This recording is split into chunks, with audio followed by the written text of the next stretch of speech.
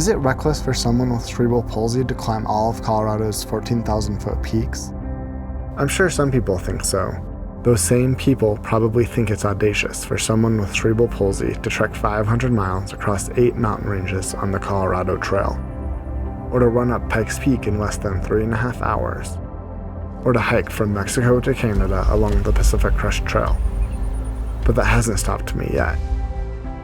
Within weakness, I found great strength. Though tragedy has taught me these adventures could cost me everything. Reckless or not, these experiences breathe life into me. It's not about proving something to the world, though it does feel good to prove critics wrong. Beyond even proving I have what it takes, for me it's about entering a larger narrative that is rugged and bigger than I could imagine. Of course, hiking and trail running tend to have less risk than climbing steep, exposed terrain. The standard route up 2/3 of Colorado's 14ers follow well-defined hiking trails. The remaining third, however, requires scrambling up steep and airy segments where the risk of falling becomes a real concern. Becoming comfortable on exposed terrain took a lot of experience since my cerebral palsy impedes my balance and coordination.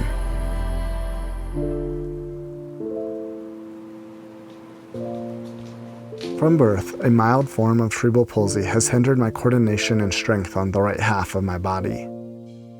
As a kid, simple physical tasks, such as tying my shoes, became drawn-out struggles in learning to cope with my shortcomings.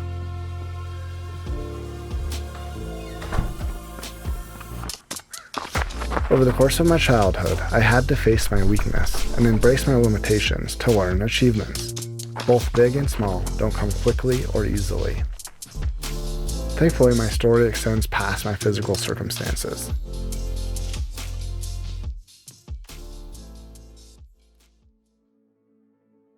As a toddler, my parents carried me to the top of one of Colorado's 14,000-foot peaks. On top of Mount Yale, I like to think that as I inhaled the thin, crisp Rocky Mountain air, I also filled my lungs with the spirit of adventure, and perhaps that mountaintop experience charted the trajectory of my life. When I was 9, my parents set out with my older sister and me to climb our first Colorado 14er as a family. The climb up Mount Princeton was both invigorating and challenging, but more distinctly, I remember shedding tears on the arduous descent.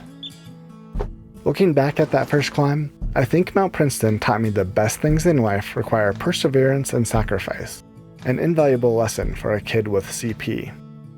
Strength and weakness seem divergent, but like most things in life, it's not that simple. In fear, we have an aversion to weakness, a desire to overcome weakness. But within weakness, we can access great strength in the confines of our limitations. A couple years after climbing Mount Princeton, my family set out on another 14er adventure, and luckily I enjoyed the climb more and suffered less on the descent. Before long, 14er adventures became a summer tradition for my dad and me. I'm not sure when the idea sprouted, but by the time I was in high school, I had my eyes set on climbing all 54 of Colorado's 14ers. To succeed on the more difficult peaks, I realized I had to move beyond my comfort zone and push my limits.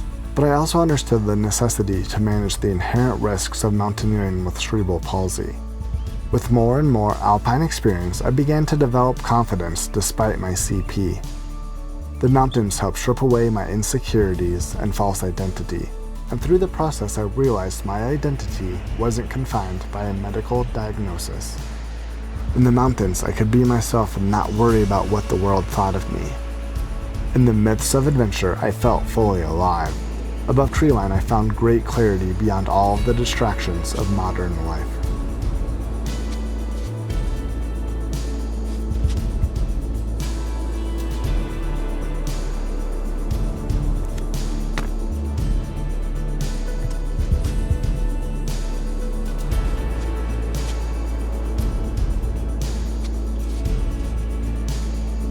After nearly 2 decades of pursuing alpine peaks, I fixed my gaze upon the Maroon Bells, my last 2 14ers.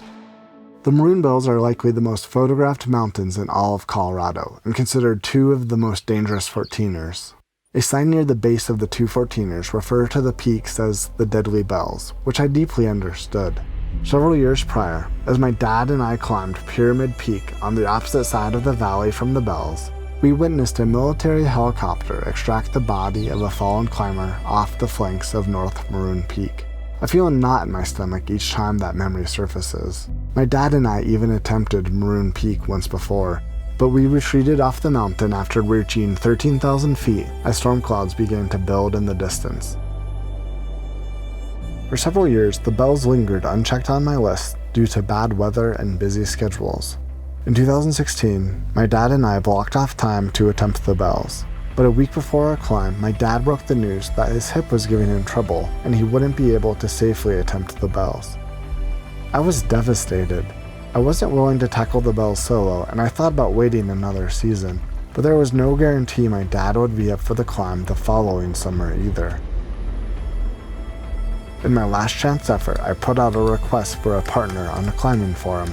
To my surprise, several climbers expressed interest. After talking with a couple of the guys, I partnered with a veteran climber named Steve. Steve had climbed all of Colorado's 14ers, most of them numerous times, as well as other iconic peaks including Kilimanjaro, Elbrus, and Aconcagua, which are the highest peaks in Africa, Europe, and South America. I was especially happy to hear that Steve had climbed and led several trips up the Maroon Bells, which was a comfort because I knew route finding on the Bells was tricky. Within just a couple days, we created our plan and rendezvoused at a campground a few miles from the trailhead. From the beginning of the climb, I was impressed with Steve. He was 68 years old but hiked faster than the majority of millennials I knew. We progressed quickly up the eastern slope of Maroon Peak to reach the South Ridge. From the ridge, the route became looser and more exposed, but we enjoyed every minute of it. There's something about being fully alive and in the moment. It's so easy to dwell on nostalgia or dream expectantly of tomorrow.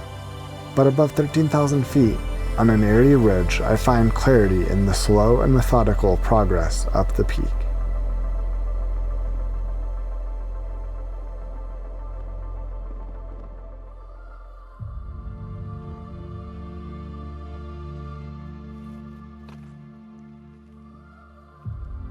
Steve and I were in the zone by the time we reached the summit of Maroon Peak. After soaking up the views of the Elk Mountains, we discussed our initial plan to traverse over to North Maroon. Steve had traversed the ridge twice before. He said if we stayed below the ridge in a couple spots, we could avoid the technical climbs. We knew once we committed to the traverse, there would be no retreat from the route, but we decided to push on to North Maroon. We were joined by two climbers we had met on the climb up Maroon Peak. I knew I was about to face some of the most difficult terrain I had ever experienced. That churned my stomach, but I was ready for the climb, and I couldn't think of a better way to conclude my 19-year journey to climb Colorado's 14ers. North Maroon is only a half mile as the crow flies from the summit of Maroon Peak, but we expected it would take 3 hours to negotiate our way through the steep and loose terrain. With the constant threat of rockfall, my nerves were on edge the entire time. As we navigated dozens of ledges and gullies, I felt Steve had downplayed his description of the route. I was elated when the four of us stood on the summit of North Maroon.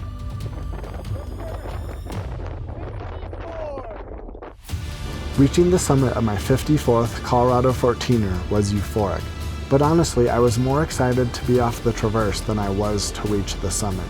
After all, I knew the journey wasn't over. After a brief celebration, we fixed our gaze on the descent. We had less than 4 hours of daylight left, and we wanted to be off the steep, loose terrain before the golden rays vanished behind the rugged ridgelines.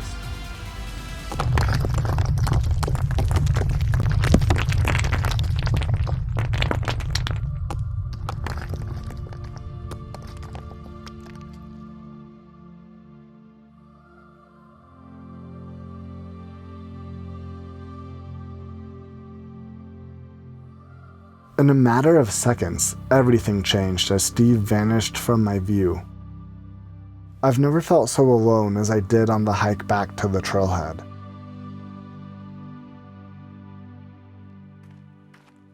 In less than 3 hours, I went from the ultimate mountaintop to the darkest valley of death and despair. What I envisioned as an inspirational and glorious conclusion to my 14-year journey unraveled into trauma and grief. Like a ravenous parasite, guilt consumed the entire experience.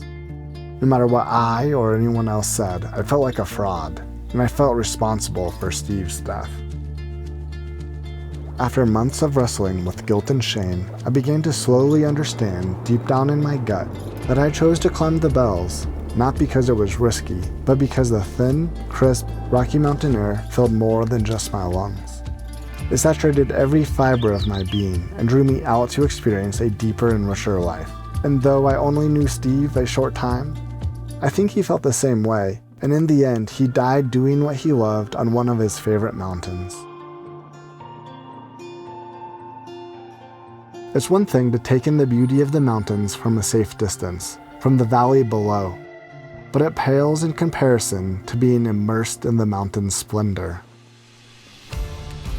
By embracing the risk, pain, and fortitude required to reach the summit in all its glory, I've tapped into a quintessential strength that comes into its own within weakness. It's easy to follow the path of least resistance in life and minimize risk. But without embracing suffering and losing ourselves and pushing through the pain, we lose sight of the beauty of life. And what is life without beauty? A year and 6 days after Steve's death, my wife Laura and I welcomed Camille into the world. Within months of Camille's birth, we set out on local trails with her in tow. I kept my distance from 14er summits for a year and a half, but the call of the mountains began to whisper in the breeze. Before Camille could even sit up, I knew we were destined for Colorado's high peaks. Each time we set off down the trail, I knew it would lead us closer to a 14er summit. Laura and my parents weren't surprised when I began talking about hiking up Mount Yale. Unfortunately that year, the road to Mount Yale was closed, so I had to alter my vision. I decided we would attempt to climb Huron Peak, a 14er just a few miles north of Mount Yale.